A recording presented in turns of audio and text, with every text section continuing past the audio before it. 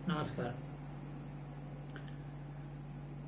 ये जो रिश्ते की कहानियाँ पिछले 6 दिनों से चल रही है, आज 7वां दिन है और अंतिम दिन भी।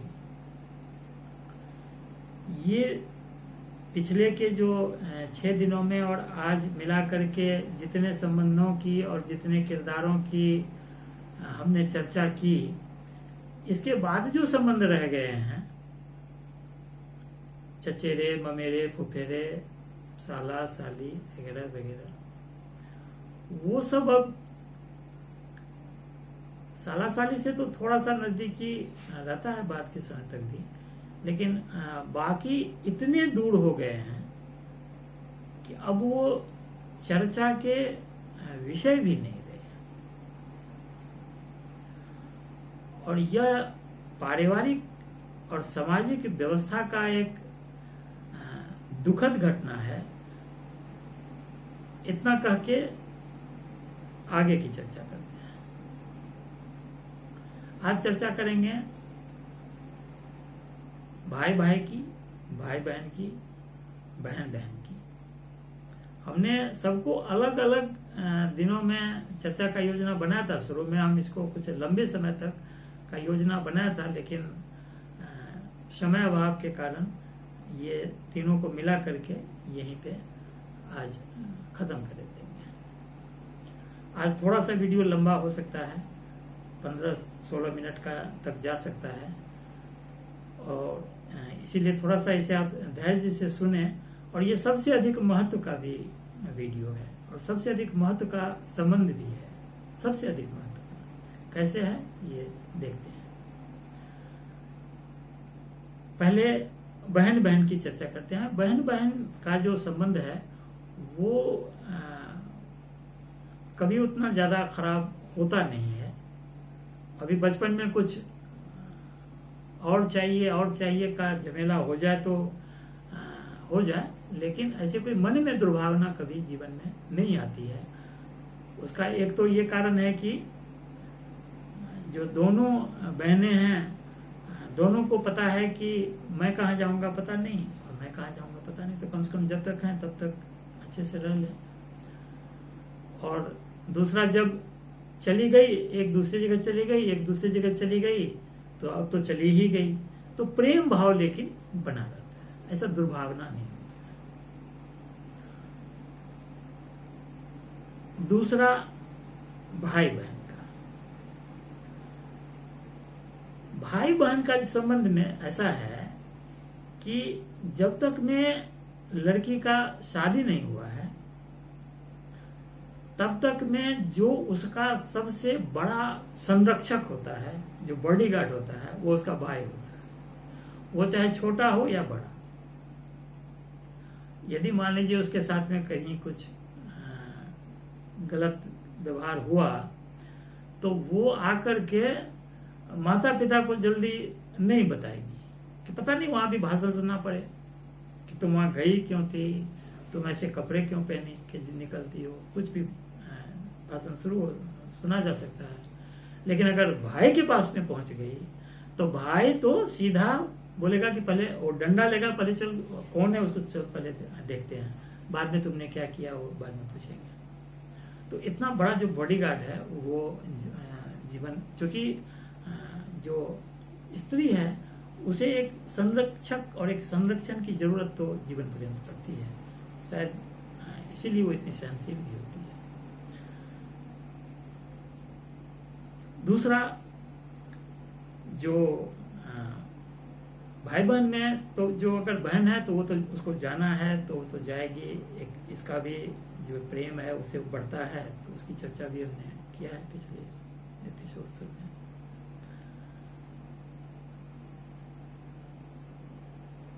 बाद में भी जब वो चली भी गई तो भाई बहनों के संबंध में कभी बहुत ज़्यादा खटास नहीं आता है, दुर्भावना तो कभी नहीं आता।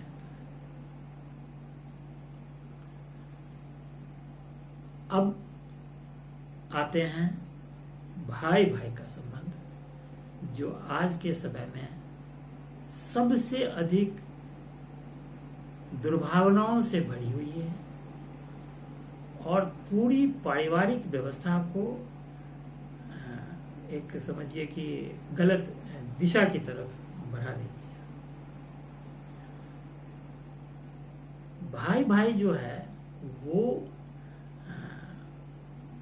अभी जितने मुकदमे चल रहे हैं, मैं कुछ दिन मुकदमा भी लड़ा हूं, और मैं वहां पे देखा कि जो मुकदमे चल रहे हैं उसमें जो 80% लड़ाइयां हैं वो भाई भाई के बीच में है। तो इसका क्या कारण है, ऐसा क्यों हो रहा है, इसकी आज थोड़ी चर्चा करेंगे। देखिए, जब आपकी शादी नहीं हुई तब जो भाइयों के बीच में प्रेम होता है, वो जो प्रेम है वो दुनिया में उतना प्रेम कभी किसी से होता नहीं है। मैंने पति पत्नी का चर्चा पहले कर लिया। जो अंतिम समय तक में प्रेम की वो भावना कभी नहीं आती है, हमेशा एक जो दूरी है वो कायम ही रहती है। लेकिन भाई भाई जो होता है, शादी से पहले बिल्कुल दो शरीर एक प्राण होता है।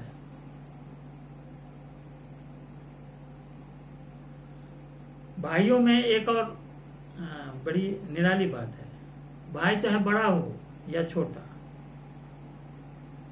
वो एक तरह से बड़ा बड़ी होता है। जो बड़ा है वो कभी आपका अभिभावक जैसा लगेगा, या कभी आपको पढ़ाया भी हो, या फिर अपनी पुरानी किताबें दी हो,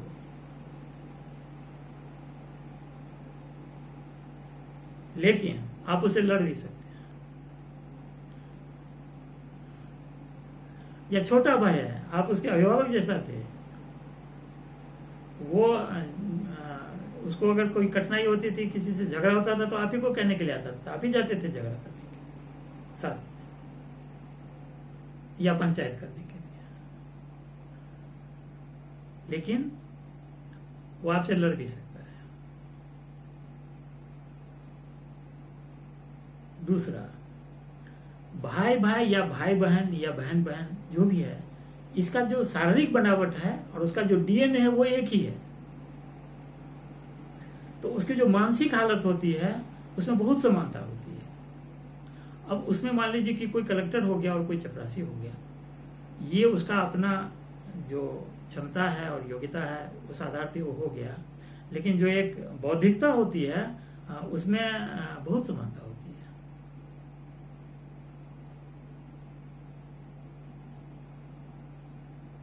तो उसका तो समझिए कि एक तरह से जो एक प्राकृतिक रूप से, जो एक नैसर्गिक रूप से जो अगर कोई संबंध में सबसे अधिक निकटता होती है तो वो भाई भाई में होती है, या भाई बहन में होती है, या बहन बहन में होती है। वो नैसर्गिक है, प्राकृतिक है, वो असहज नहीं है, वो एकदम सहज है, होना ही चाहिए। हो मतलब कि क्यों नहीं हो रहा है उसकी चर्चा करेंगे। मानसिक रूप से, आत्मिक रूप से, आध्यात्मिक रूप से, शारीरिक रूप से, हर रूप से आप उसके बिल्कुल करीब हैं और सबसे अधिक प्रेम पूर्ण हैं।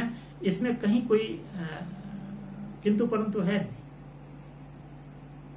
और इसे यदि आप शादी से पहले की घटनाओं को थोड़ा सा याद करेंगे तो आपको याद भी आएगा, क्या नहीं, वो तो मतलब देवता थे।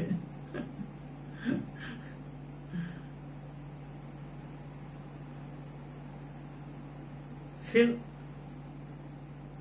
गड़बड़ी कहाँ से शुरू होती है और इसके लिए क्या किया जा सकता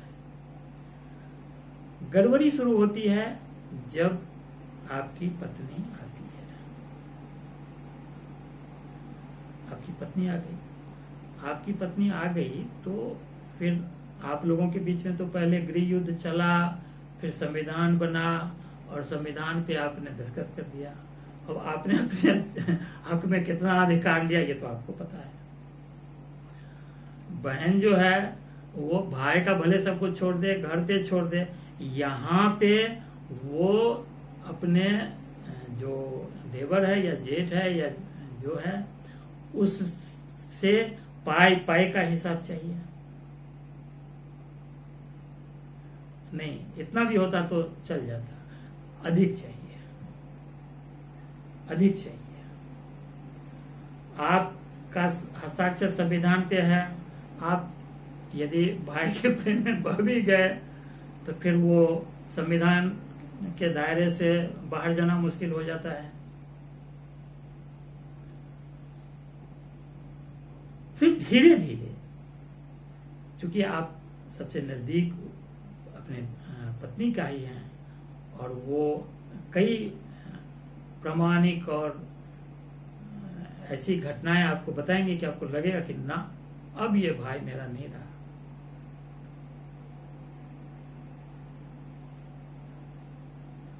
क्योंकि भाई तो आपसे कोई न खुशामद करने आएगा और न समझाने आएगा। वो खुशामद भी कर लेगी, समझा भी देगी, रो भी लेगी, डांट भी देगी।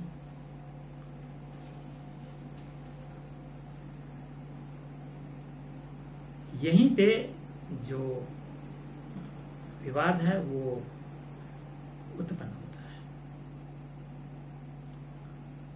अब इससे बचे कैसे? मतलब अगर देखा जाए तो इसका जो कारण हुआ वो हो गया लोभ। हम लोभ के कारण अपने भाइयों से, अपने खून से, अपने सबसे अधिक नैसर्गिक रूप से अपने से झगड़ बैठते हैं। हमारे अंदर आ गया लोभ। लोभ ये आ गया कि हमको अधिक चाहिए, ज़्यादा चाहिए, जायदाद में ज़्यादा चाहिए, या यदि हम कमा रहे हैं, अच्छे पैसे आ रहे हैं तो उसको कुछ नहीं देना है मुझे, ये सब मेरा है, मैंने अपने बुद्धि से कमाया है, ये मेरा है। और जो संपत्ति है उसमें हमारा बराबर का हिस्सा है, थोड़ा ज्यादा ही है।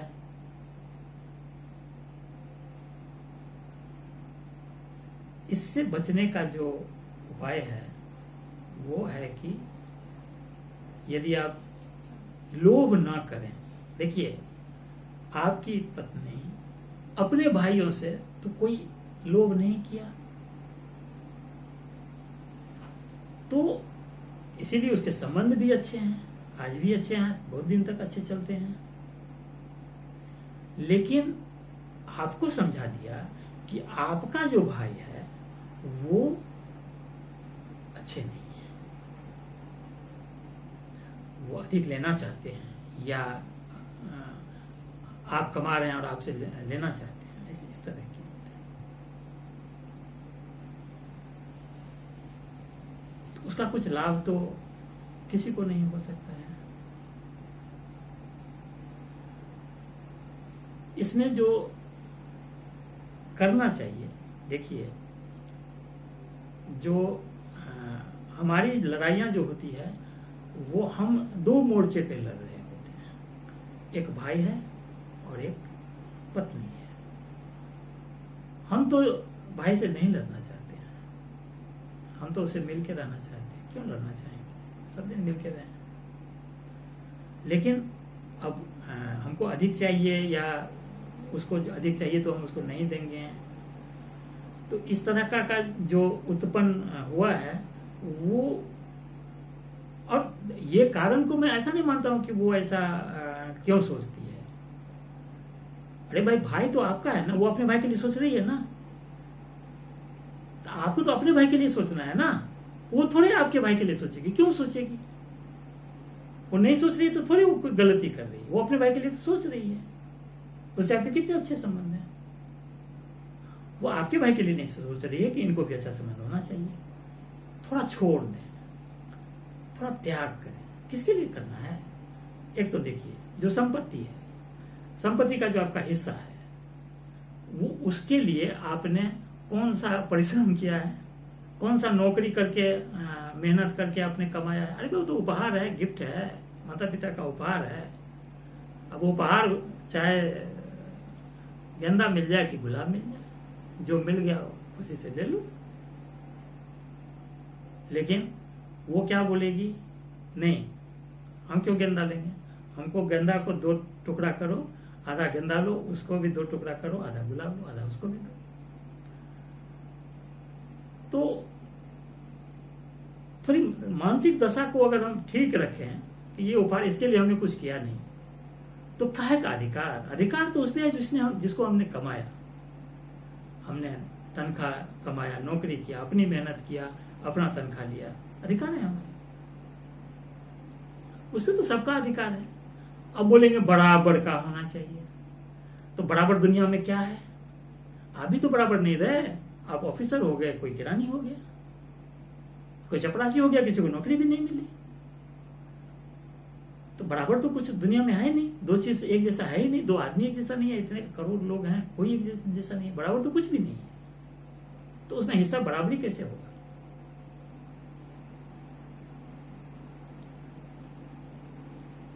और यदि इस लड़ाई में आपको पत्नी से लड़ना है और भाई से लड़ना है, आप बीच में हैं, तो आपको क्या करना चाहिए? मैं बोल रहा हूं कि पत्नी से लड़ जाना चाहिए और भाई से समझौता कर लेना चाहिए। क्यों?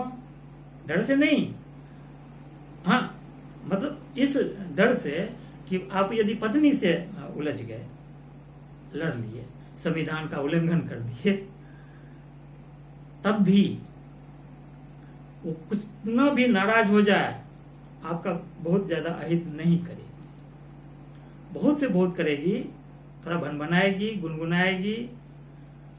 इससे भी अधिक हुआ तो खाना नहीं बनाएगी, एक दिन नहीं बनाएगी, 2 दिन भी नहीं बना सकती है, इससे अधिक और क्या करेगी? लेकिन आपका भाई क्या कर सकता है? केस कर सकता है, आपसे आकर के लड़ सकता है, आपका सर फोड़ सकता है। तो भैया इसी को समझा लो ना, ये क्या करेगी? नहीं खाना बनाएगी, 2 दिन नहीं खाना बनाएगी, नहीं बताएगी, जाओ। ये युद्ध का रणनीति है।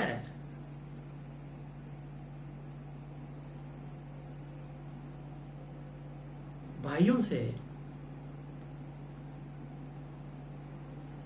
किसी भी हालत में झगड़ा लड़ाई नहीं करना चाहिए। एक और अंत में कारण बताता हूं, समय बहुत हो गया। देखिए हम क्या चाहते हैं, अगर हमको एक से अधिक बच्चे हैं तो कि हमारे बच्चे शांति से रहें, मिलजुल के रहें, हम तो ये चाहते हैं। और हम अपने भाइयों से क्या कर रहे हैं? झगड़ रहे हैं। तो आप ये समझ लीजिए कि आपके बच्चे किसी भी हालत में मिलजुल कर नहीं रह सकते हैं, ये प्रकृति का नियम है। और ऐसा नहीं कि आप जब गुजर जाएंगे तब वो लोग लड़ाई शुरू करेगा। आपके जीते जी आपको खून का आंसू रुलाएगा, क्योंकि वो जब आपस में लड़ेगा, वो जब आपस में सरपटोल करेगा, वो जब आपस में केस करेगा एक दूसरे पे, उससे अधिक तकलीफ आपने पूरे जीवन में कभी कोई उठाया नहीं होगा। वो तो बाद में, बहुत बाद में पता चलता है, लेकिन अगर थोड़ा अनुभव करके देखें कि आपके बच्चे लड़ रहे हैं, आज सोच के देखिए, आज तो छोटे छोटे हैं, बड़े गुड्डी गुड़िया खेल रहे हैं दोनों, लेकिन आप ये सोचिए कि अगर ये दोनों एक दूसरे के प्राण का दुश्मन हो जाए तो आप क्या महसूस करेंगे? और आप अपने भाई के प्राण के दुश्मन हैं,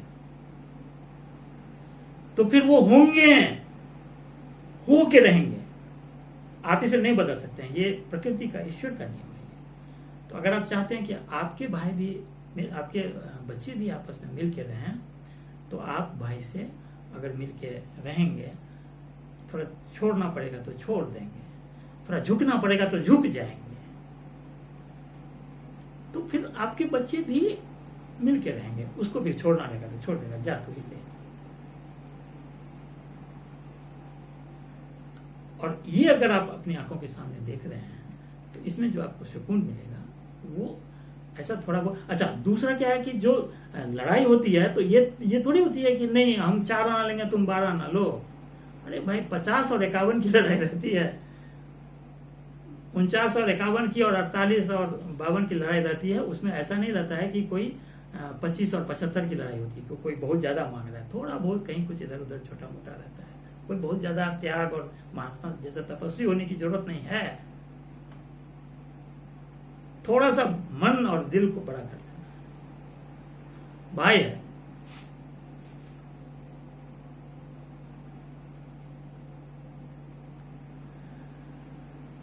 समय अत्यंत अधिक हो गया, ज़्यादा हो गया, 20 मिनट हो गए। आप लोगों ने सुना है, आप लोगों का बहुत बहुत